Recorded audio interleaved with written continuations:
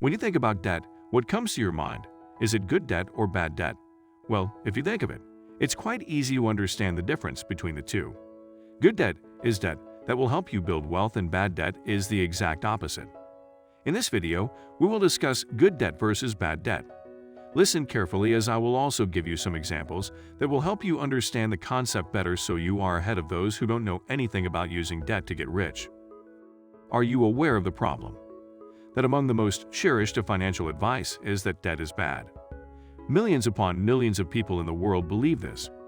To understand the difference between good and bad debt, we need to know what assets and liabilities are. An asset is anything that makes you money every month. A liability is anything that drains you of money each month. All of this is about context. Let's take a truck as an example. Your truck is a personal vehicle, so it doesn't earn you money. You pay for it in the form of a loan payment, maintenance and repairs, taxes, and insurance. Therefore, it's a liability. It would be an asset if you were to use that same truck in a business that made money by using it, such as a construction fleet, since you would receive income each month from that vehicle. By studying the debt behind both scenarios, we can tell which debt is good and which is bad. If a loan is made for the truck as a personal vehicle, a bad debt will occur since it is serving as a liability. If you borrow money for a truck that you use for your business and makes money every month, it will be a good debt because you gain an asset. Bad debt is risky. How to use your credit card? Well, I asked because some people use it for emergencies. Then I thought it's odd because people think taking on debt is okay for emergency situations, but not okay for investing. Debt was taken on in emergencies as a sign of lack of financial intelligence. Obviously, you were living paycheck to paycheck, which means that you didn't have many assets and probably had a lot of liabilities. It will be clear that bad debt is the most dangerous of all debts. Yet most people believe that this is necessary debt, while all other forms of debt should be avoided. Why does the financial industry want people to only take on bad debt?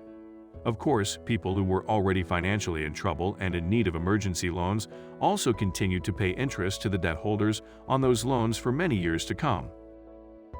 We only bought liabilities like cars, televisions, and more with cash, not with financing. If we used debt to buy luxury items, they lost value over time. Poor people saved money and spent it. The rich would borrow money that generated multiple times more money for them to spend. Good debt is powerful. Simply put, good debt puts money in your pocket rather than taking it out. For example, if I use debt for a business deal, I will not proceed unless I get a good return on the deal that covers my debt payment and expenses. This ensures that I receive a steady income each month, allowing me to enjoy liabilities. Debt can be very useful, and it can help you build wealth if used properly. Bad debt can make you miserable. Bad debt is debt used for unproductive purposes, making you trapped in a situation that is impossible to escape.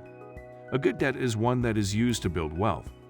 It is possible to build a business, start a business, attend school, buy a house, and even start a family with good debt.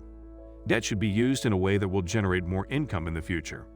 Using good debt to build wealth is an investment that will bring you more income, and more income is the way to build wealth. Do you agree that you can get rich using debt? Would love to hear from you, and we'll be glad if you can share this video with your friends.